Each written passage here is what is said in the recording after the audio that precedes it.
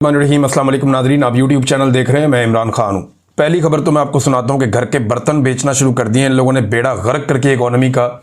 और अब सूरत हाल ये है कि द ट्रिब्यून के अंदर ये खबर छपी है, पाकिस्तान का अखबार है कि फर्स्ट वुमेन बैंक लिमिटेड, इसको बेच दिया गया है यूएई की एक एंटिटी को, और ये बेचा गया है $16.4 मिलियन का।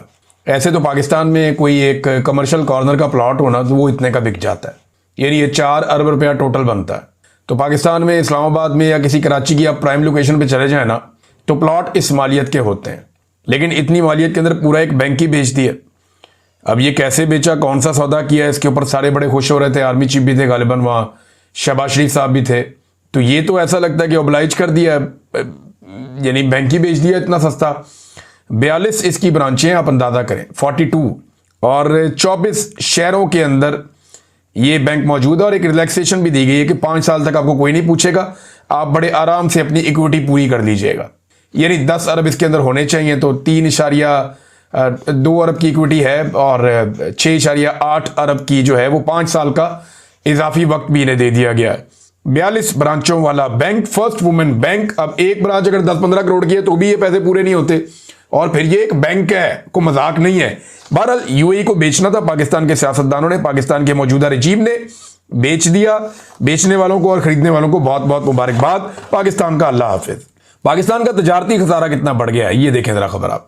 पाकिस्तान की पहली सेमाई है अभी जो मुकम्मल हुई है, यानी जून में आपका बजट सेशन होता है, तो फिर जुलाई, अगस्त और सितंबर ये आपकी पहली सेमाई होती है।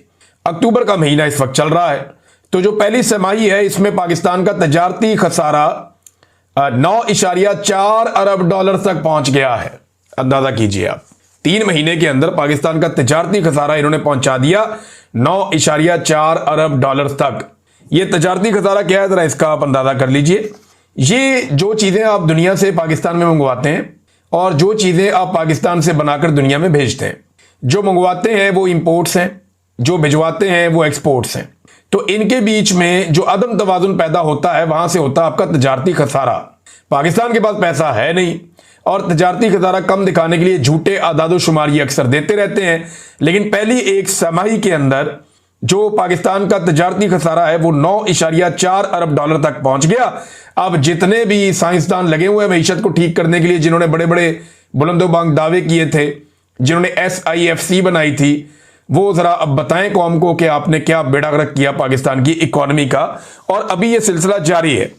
ख्वाजा आसिफ साहब ने बताया कि शहबाज शरीफ साहब, फील्ड मार्शल अस्करी क़यादत और बाकी लोग, कुछ CM वगैरह भी थे मुख्तलिफ सूबों के, ये इजलास में थे। उन्होंने, ख्वाजा आसिफ ने दावा किया कि साने मुरीदके को वहां पर सराहा गया जो मुरीदके के अंदर हुआ, बल्कि ये कहा गया कि पंजाब हुकूमत की तकलीद करनी चाहिए, सारों को NG तोड़ के रखो। और साथ में ये कहा गया कि सॉफ्ट स्टेट का जो इमेज है उसे खत्म करके हार्ड स्टेट की शनाख्त बनानी होगी पाकिस्तान की, ताकि अवाम को पता चल जाए कि अब किसी की खैर नहीं है। अंदाजा करें आप। और मैं आपको एक बात क्लियर कर देता हूं, जो बाहर दिखाई दे रहा है वो ये है कि पाकिस्तानियों को तहरीक लब्बैक के खिलाफ खौफनाक ऑपरेशन करके एक पैगाम दे दिया गया है, और ये बता दिया गया है कि अगर किसी ने मुखालफत की या मुजामत की इसराइल और पाकिस्तान के रिलेशंस पे या पाकिस्तान की बदलती हुई पॉलिसी पर, तो उसके खिलाफ वो किया जाएगा जो यहां पे मुरीदके में किया गया है। ये एक एग्जाम्पल सेट की गई है रियासत की जानिब से। एक और चीज मैं देख रहा था, तहरीक लब्बैक सारी की सारी गायब हो गई। ये पाकिस्तान तहरीक इंसाफ को ताने देते रहे 3.5 साल तक। मैं को ताना नहीं दे रहा, लेकिन मैं ये बता रहा हूं कि देखें अल्लाह रब्बुल इज्जत का निजाम, कि तहरीक इंसाफ को शाबाश यहां मिलनी चाहिए कि 3.5 साल से ज्यादा हो गए, उन्होंने बहुत मार खाई, बहुत मार खाई। 3.25 साल होने वाले हैं, तबाही फेर दी उनकी उन्होंने। लेकिन आज भी तहरीक इंसाफ रेजिस्ट कर रही है, मुकाबला कर रही है, मुजामत कर रही है। जबकि तहरीक लब्बैक को 1 हफ्ता हुआ भी सिर्फ इस लड़ाई में उतरे हुए। 1 हफ्ता पहले उनके ऊपर क्रैकडाउन हुआ, और तब से लेकर अब तक अब कोई बंदा नहीं मिलता जिससे आप बात करें। मैं सारा दिन कोशिश करता रहा हूं कि तहरीक लब्बैक के कोई जिम्मेदारान मेरे मत्थे लगे, मैं उनसे पूछूं कि जनाब बताएं सूरत हाल क्या है। और कोई तो कुछ बताए ना, कोई नजर नहीं आता, ना सोशल मीडिया पे ना मीडिया पे। जिनके नंबर थे वो भी सारे गायब हैं। जिन लोगों से रब्ता करो वो कहते हैं जी कोई राब्ते में नहीं। सहाफियों से कहा, उन्होंने कहा जी सभी गायब हैं, सारे के सारे अंडरग्राउंड हो गए। तो तहरीक इंसाफ ने अपनी पसली साबित की है वक्त के साथ साथ, जिनको हमेशा ताने दिए जाते थे। अब नाजरीन, शहबाज शरीफ साहब ने ना इस मौके पे एक बड़ी अजीबोगरीब बात की। अब बड़ा गुस्सा आएगा कई लोगों को जब मैं ये बात करूंगा, लेकिन मुझे ये बात करनी है। वजह यह है कि मैं ये बात नहीं करूंगा ना तो ज्यादती हो जाएगी। शहबाज शरीफ ने कहा कि मुझ समेत पूरी कौम आर्मी चीफ को खराज तहसीन पेश करती है। शहबाज शरीफ साहब, आप कौम के बिहाफ पे बात नहीं कर सकते। वजह यह है कि कौम ने आपको मुस्तरद किया है। आप आसिम मुनीर साहब के बिहाफ पे बात कर सकते हैं क्योंकि उन्होंने आपको मुंतखब किया है। कौम ने आपको मुस्तरद किया, आपको वोट नहीं डाले, लिहाजा आप कौम के बिहाफ पे कोई बात ना करें कि मैं कौम के हवाले से ये बात कर रहा हूं। कौम किस बात पे खराज तहसीन पेश कर रही है, जरा चंद चीजें मैं आपके सामने रख देता हूं। क्या कौम 9 मई पर खराज तहसीन पेश कर रही है या 26 नवंबर पर? साने मुरीदके पे खराज तहसीन पेश कर रही है या 8 फरवरी 2024 के इलेक्शन चोरी करने पर? जबरी गुमशुदगियों पर खराज तहसीन पेश कर रही है या मईशत की मुकम्मल तबाही पर? जुल्म, जबर और फस्तायत पर खराज तहसीन पेश कर रही है या दहशतगर्दी में बेपनाह और खौफनाक इजाफे पर? गुर्बत और महंगाई में बेपनाह इजाफे पर या इद्दत जैसे घटिया केसों के ऊपर कौम खराज तहसीन पेश कर रही है? या फिर इसराइल के बारे में जो हमने पॉलिसी बदली है उस पर खराज तहसीन पेश कर रही है? पाकिस्तानियों के मुल्क छोड़कर जाने पर 30 लाख आदमी पाकिस्तान छोड़कर चला गया, या फिर सरमाया पाकिस्तान से लगातार बैरून मुल्क जाने पर खराज तहसीन पेश कर रही है? गंदम के स्कैंडल पर या चीनी के स्कैंडल पर या बढ़ते हुए ड्रोन हमलों पर और रोज गिरती हुई लाशों पर किस चीज पर पाकिस्तान की कौम खराज तहसीन पेश कर रही है? शहबाज शरीफ साहब, पाकिस्तान के कई इलाकों को नो गो एरिया बना दिया गया है। 30 लाख पाकिस्तानियों ने मुल्क छोड़ दिया है। खित्ते में सबसे कम हमारी इनकम होती चली जा रही है। गुर्बत, पाकिस्तान आधा जो मुल्क है वो गुर्बत की लकीर के नीचे जा रहा है और दुनिया के बदतरीन पासपोर्ट की फहरिस्त में हम शामिल हो गए हैं। पाकिस्तान का एक मकबूल तरीन लीडर जो साबिक वजीर आजम है उसको जेल में डालने पर कौम खराज तहसीन पेश कर रही है, या फिर अफगानिस्तान जैसे हमसाये से भी ताल्लुकात बिगाड़ने पर खराज तहसीन पेश कर रही है। अभी मैं एक खबर देख रहा था, जर्नलिस्ट ने, उन्होंने क्लेम किया कि अफगानिस्तान ने भी पाकिस्तान के साथ खेलने से इनकार कर दिया। अब अंदाजा करें, पहले इंडिया नहीं खेलता था, अफगानिस्तान भी नहीं खेलता। यह पाकिस्तान की डिप्लोमेसी चल रही है, ये पाकिस्तान के हालात हैं। भाई, आप क्रिकेट के लिए पहले इंडिया की मिन्नतें करते थे, अब आप अफगानिस्तान की जाके मिन्नतें करें कि आओ जनाब हमने आपके साथ क्रिकेट खेलनी। और ये वो अफगानी हैं जिन्होंने पाकिस्तान के अंदर क्रिकेट खेल खेल कर सीखी है। ये पेशावर में खेलते रहे हमारे लड़कों के साथ, यही पाकिस्तान में इन्होंने क्रिकेट सीखी, यही ट्रेनिंग की, यही पल के बड़े हुए और अब क्रिकेट टीम बन गई। अब हम उस टीम के साथ भी नहीं खेल सकते। वजह क्या है? हमने अफगानिस्तान के साथ भी अपने ताल्लुकात बिगाड़ दिए। अशरफ गनी था और हामिद करजई था, उसके साथ भी ताल्लुकात खराब थे। तब आप तालिबान के साथ थे, अब तालिबान आ गए, अब आप उनके साथ हैं और तालिबान से आपके ताल्लुकात खराब है। आपने कसम खाई हुई है कि आपने हमेशा अफगानिस्तान में वो पॉलिसी रखनी है जो पाकिस्तान को लगातार नुकसान पहुंचाए और आपने हमेशा अफगानिस्तान को अपना एक दुश्मन बना के रखना है।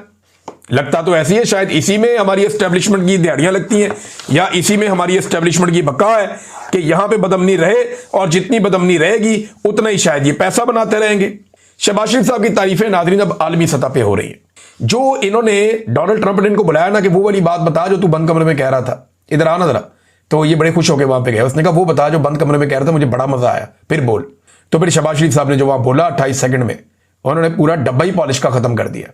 अब जॉर्ज गैलोवे वो कह रहे हैं जी कि ये बरतानिया के एक सहाफ़ी भी हैं, राइटर हैं और ब्रॉडकास्टर हैं और एक पॉलिटिशियन है, एक पॉलिटिकल पार्टी भी है इनकी। तो उन्होंने कमाल तारीफ कर दी शहबाज शरीफ की, शू शाइन बॉय, शू शाइन बॉय। ये उन्होंने बताया जनाब कि डोनाल्ड ट्रंप के जूते पॉलिश कर रहा था। बराह रास्त देखा गया पूरी दुनिया में। अजीम मुल्क है पाकिस्तान, अजीम लोग हैं, मगर बड़ी शर्मिंदगी की बात है उनके लिए। अब बैरून मुल्क से पाकिस्तान को ताने आ रहे हैं, ना सिर्फ इंडिया से, बरतानिया से, यूरोप से। हम ओवरसीज पाकिस्तानी जहां जहां दुनिया में रहते हैं उनके बेचारों के सर शर्म से झुक गए कि यार ये आदमी कितनी बेइज्जती करवा रहा है। भाई, तारीफ करनी थी ट्रंप की तो कोई तरीके से कर लेते ना, डेकोरम के साथ कर लेते। यानी ये कौन सी तारीफ थी जो हमने कभी माजी में सुनी नहीं। ऐसे खुदा बना के दिखा दिया और अजीब तरीके की तारीफ कर दी। वो डोनाल्ड ट्रंप को खुद भी समझ नहीं आ रही थी क्या, और बल्कि मेरे ख्याल में वो इस बात को एंजॉय कर रहा था कि मैं दुनिया को दिखाऊं कि इनकी ये औकात है। और ये बंद कमरों में मेरे साथ ये करते। वो इंडोनेशिया वाला जो है, वो वहां पे इंडोनेशिया का जो सरबराह आया हुआ था, वो डोनाल्ड ट्रंप से बातें कर रहे थे और बच्चों से मिलने के लिए बेताब था कि जनाब मैं आपके बच्चों से मिलना चाहता हूं और मैं मुलाकात करना चाहता हूं किसी जगह पे, मैं प्रॉब्लम। ये अंदाजे लगाए इनके। और अब पाकिस्तान और इंडोनेशिया वो ममालिक हैं जो अपनी फौज देने का वादा कर चुके हैं। शायद अजरबैजान भी और कुछ और लोग भी देना चाहते हैं कि जनाब हम अपनी फौज देते हैं, ले जाए इनको गजा में। डोनाल्ड ट्रंप ने उसके ऊपर क्या कहा ये मैं आपको बताता हूं, लेकिन पहले जो ड्रॉप साइट ने खबर दी है, अब उसके ऊपर या तो पाकिस्तान की गवर्नमेंट जाके केस करे अमेरिका में, लेकिन उन्होंने खबर बड़ी खौफनाक दी। उन्होंने कहा जी सरकारी और इंटेलिजेंस जराये से साने मुरीदके से मुतालिक उन्होंने हौलनाक तफसीलात बताई। एक सरकारी अफसर के मुताबिक हम मकतूलीन की लाशें इस शर्त पर वर्षा के हवाले कर रहे हैं कि जनाजे में 30 से ज्यादा अफराद शरीक नहीं होंगे, यानी उन्हें खामोशी से दफनाया जाएगा। एक और अफसर ने बताया कि लाशों की तादाद इतनी ज्यादा थी कि उन्हें कूड़े वाले ट्रक में कूड़े की तरह फेंक कर ले जाया गया। एक इंटेलिजेंस अफसर के मुताबिक एक अफसर ने तहरीक से राब्ता करके उन्हें अमरीकी सफारतखाने जाकर एहतजाज पर उकसाया, जबकि मंसूबा पहले से यह था कि रस्ते में ही बदतरीन अंदाज में कत्लेआम किया जाए ताकि आइंदा कोई आवाज ना उठाए। यह तर्जुमा जो है ये किया आपके लिए अदील हबीब साहब ने, ये भी जर्नलिस्ट हैं, siyaasat.pk इनका है, तो मैं वहां से आपको पढ़ के सुना रहा हूं आसानी के लिए। उन्होंने कहा जी कि इनको पहले तैयार किया गया कि जाएं जाके आप एहतजाज करें, और मंसूबा यह था कि रस्ते में ही बदतरीन अंदाज में कत्लेआम किया जाएगा ताकि आइंदा कोई भी आवाज ना उठाए। एक और सोर्स ने उन्हें बताया कि साद रिजवी इब्तदा में हिचकिचाहट का शिकार था, मगर जब एक ताकतवर फौजी शख्सियत ने मुकम्मल सिक्योरिटी की यकीन दहानी कराई तो लब्बैक ने रैली निकालने का ऐलान और फैसला किया। ये जनाब रेहान ग्राम, मुर्तजा हुसैन और वक्कास अहमद, ये जनाब इनकी जानिब से खबर आई हुई है, ड्रॉप साइट के अंदर छपी हुई है। अदील हबीब साहब ने ये ट्रांसलेट किया, मैंने आपको पढ़ के सुना दिया। अब इसकी जो तौसी इसके एक हिस्से की है वो अबसार आलम साहब ने की थी। अबसार आलम साहब ने कहा एक इल्जाम यह लग रहा है कि पाकिस्तान इसराइल को तस्लीम करने के मंसूबे यानी अब्राहम अकॉर्ड को सपोर्ट कर रहा था, और अब क्योंकि पाकिस्तान के लिए मुश्किल है तो पाकिस्तान ने टीएलपी से यह मार्च निकलवाया।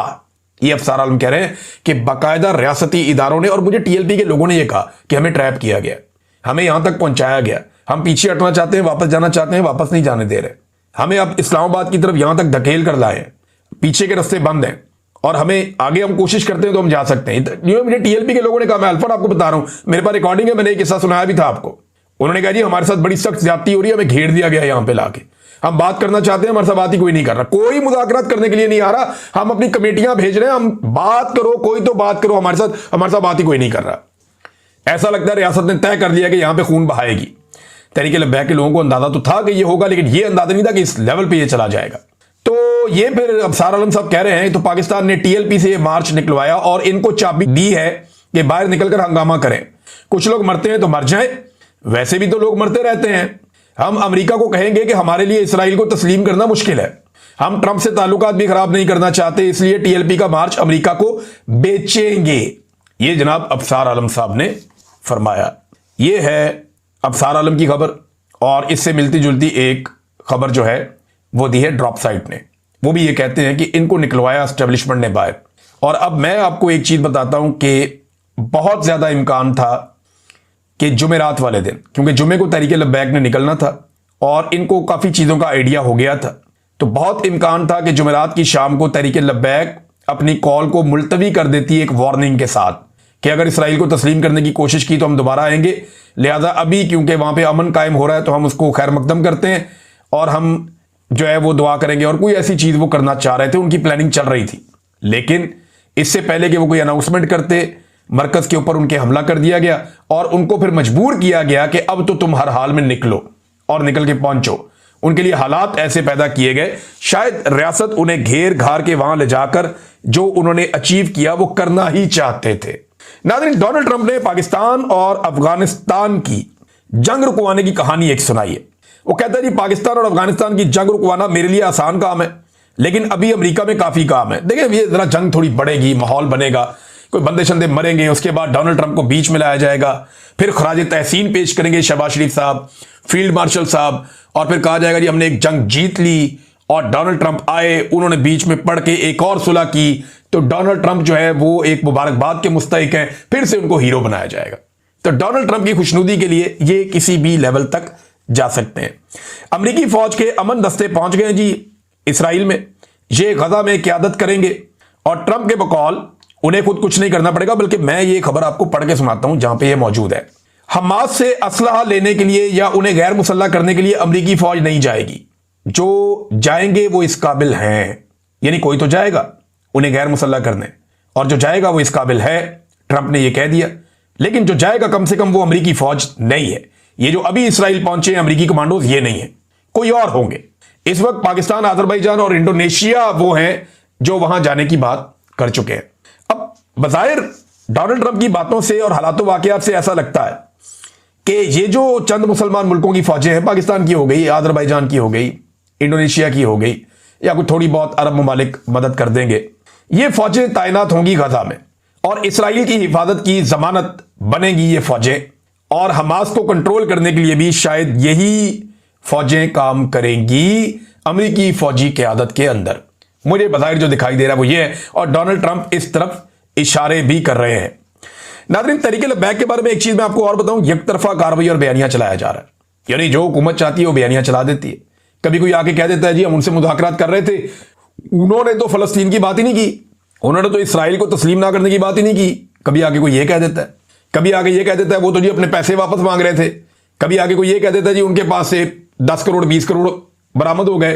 कभी आकर कोई यार 70 करोड़ का तो आप एमएनए खरीदते हैं, 70 करोड़ का आप एमएनए खरीदते हैं, ये एमएनए ने अपने मुंह से बताया हुआ है।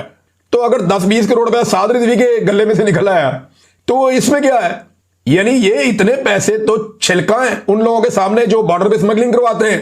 जरा चेक कर दें कि चमन में जो स्मगलिंग होती है उसमें से कितना पैसा वसूला जाता है। चेक कर लें आप जाके, ईरान से जो तेल आता है उसमें कितना हिस्सा कौन कमाता है, मादनियात में कितनी दिहाड़ी लगती है, वो चेक कर लें। पीनट भी नहीं है ये उसके सामने, कख नहीं है, कुछ भी नहीं है। ये गले में से 10-12 करोड़ 15 करोड़ चलो 25 करोड़ भी निकल आया, ये क्या रकम हुई?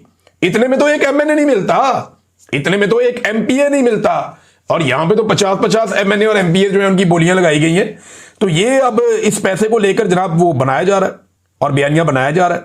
तहरीक लब्बैक भी गायब है, उसका सोशल मीडिया भी गायब है, उसके सारे फॉलोअर भी गायब है। तहरीक इंसाफ तगड़ी निकली वैसे, ये बात अब सबको माननी पड़ेगी। उन्होंने बदतरीन मार खा के भी हार नहीं मानी, ये तहरीक इंसाफ की खूबी है। नाज़रीन, एक दिन पहले खबर आई थी और आपको मैंने बताई भी थी, आपने पढ़ी भी होगी कि स्पिन बोल्डक ये इलाका है बलूचिस्तान में, कोयटा के सामने एक चमन का एक बॉर्डर है। चमन का, पाकिस्तान में चमन का इलाका है, ये बॉर्डर चमन का है और यहां पे एक दरवाजा भी है। इससे उस तरफ का जो इलाका है वो स्पिन बोल्डक का एरिया है। वहां पे एक बहुत बड़ी मंडी है, मैं उस एरिया में गया हुआ हूं। स्पिन बोल्डक का जो इलाका है यहां पे एक बड़ी मंडी है और बड़ा बाजार लगता है। यहां पे बहुत सारी अजनास लाई जाती हैं। पाकिस्तान और अफगानिस्तान के बीच में जो तिजारत होती है उसका एक बड़ा हब उस तरफ स्पिन बोल्डक का बाजार और इस तरफ जो है वो चमन का बाजार है। अब हुआ यह कि स्पिन बोल्डक के अंदर धुएं के बादल दिखाए गए कि वहां बमबारी हुई है और पाकिस्तान की तरफ से क्लेम किया गया कि पाकिस्तान ने बहुत नुकसान किया अफगानिस्तान का। इसमें एक बड़ी खौफनाक इत्तला आई है अभी, और वो इत्तला ये है कि पाक अफगान झड़पें, 2 सिक्योरिटी एहलकारों और 5 पाकिस्तानियों की लाशें अफगानिस्तान से चमन मुंतकिल। हलाल अमर ने लाशें वापस मुंतकिल की। अफगानिस्तान के इलाके स्पिन बोल्डक में बड़ी तादाद में पाकिस्तानी मजदूर काम करते हैं। 4 पाकिस्तानी मजदूर गोलाबारी की जद में आए। अफगानिस्तान में 10 से ज्यादा पाकिस्तानी मजदूर गोलाबारी में मारे गए हैं, मजदूरों की मकामी तंजीम ने दावा किया और ये उर्दू न्यूज की रिपोर्ट है। देखिए, ये दोनों तरफ जो लोग हैं ना, ये एक दूसरे के साथ फ्रीक्वेंट ट्रेवल करते हैं। ये बॉर्डर बंद होने के बावजूद बहुत सारी पासिंग्स हैं, ये आते जाते रहते हैं, इनका गुजारा नहीं है। बेशुमार पाकिस्तानी यहां से जाके वहां काम करते हैं और वो वहां से आके यहां काम करते हैं। और मैं वो कुछ जानता हूं जो मैं बताऊंगा तो पूरा सिस्टम मिल जाएगा। तो जब यहां पे बमबारी या लड़ाई की जाएगी तो यहां के सारे लोग खिलाफ हो जाएंगे। पाकिस्तान को यह बात अंडरस्टैंड करनी पड़ेगी। जो लोग मकामी डायनामिक्स को समझते हैं, जिनको पता है, वो ये जानते हैं कि ताकत के जरिए से इस खित्ते के मसाइल का हल नहीं निकाला जा सकता। आपको अफगानिस्तान को अंगेज करना पड़ेगा और आपको अफगानिस्तान को अंगेज करना ही चाहिए। नाज़रीन, मैं आखिरी खबर आप तक पहुंचा दूं और वो ये है कि इमरान खान साहब ने सलमान अकरम राजा साहब की तारीफ की है। देखिए, कुछ बेवकूफ लोग हैं वो तनाज़ात खड़े करते रहते हैं। सलमान अकरम राजा साहब का प्रॉब्लम पता क्या है? वो एक कोई रवायती लॉबिंग वाला सियासतदान नहीं है। यानी उसने अपनी कोई लॉबिंग नहीं की कि जनाब मेरा अपना ग्रुप होना चाहिए, मेरा अपना जत्था होना चाहिए। वो एक उसूल पसंद आदमी है, एक ऐसा वकील जो बहुत कामयाब वकील। अगर वो बतौर वकील अपने करियर को आगे बढ़ाते तो बार्स के अंदर उनकी बड़ी शानदार इज्जत है, अदलिया में भी उनकी बड़ी अच्छी इज्जत है। तो वो किसी भी सियासतदान से ज्यादा बेहतर और लेविश जिंदगी सलमान अकरम राजा साहब गुजार सकते थे। लेकिन वो इक्तदार में नहीं, जेरे अताब आने वाली एक पॉलिटिकल पार्टी के साथ खड़े हुए और वहां पे अहम जिम्मेदारी भी उन्होंने ली। और वो कोशिश करते रहे कि इंसानी हकूक के लिए, कुछ जमहूरियत के लिए, कुछ मैंडेट के लिए, वो जो भी किया, जितना किया काफी किया और बड़ी कोशिश की सलमान अकरम राजा ने। अब तनकीद होती है, मुखालफत होती है इसलिए कि उनकी लॉबिंग वॉबिंग उनको आती नहीं है, वो करते नहीं। वो रवायती नौयत के जो सियासतदान होते हैं नॉर्मली, वो वैसे नहीं है। लेकिन सलमान अकरम राजा की एक कंट्रीब्यूशन है, उन्होंने बड़ी एक जबरदस्त आवाज बुलंद की है पाकिस्तान में और मुश्किल वक्त में इमरान खान का साथ दिया। अब तक इतना ही, अपना ख्याल रखिएगा, अपने चैनल का भी। अल्लाह हाफिज।